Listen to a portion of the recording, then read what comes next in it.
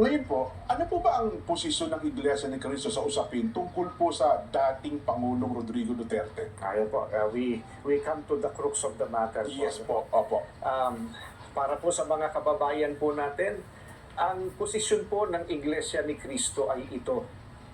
Kung ano ang tama at kung ano ang nasa mga batas natin, yun sana ang dapat pairalin.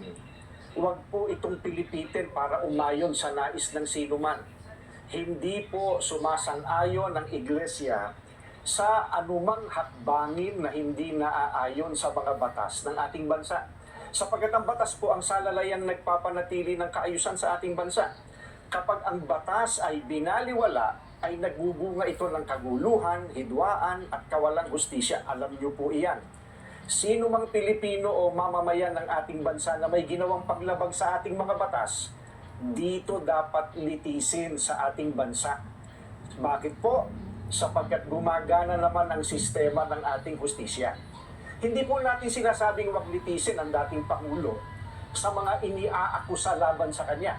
Ang sagalang amin po, nagtitiwala ang Iglesia ni Cristo sa integridad at kakayahan ng hudikatura para pagpasyahan ng ganitong bagay at usapin.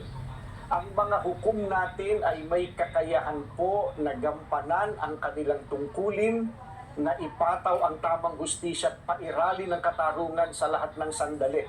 Kaya, hindi natin dapat isuko ang soberenya ng ating bansa sa iba. Yan po ang posisyon natin. Ayun.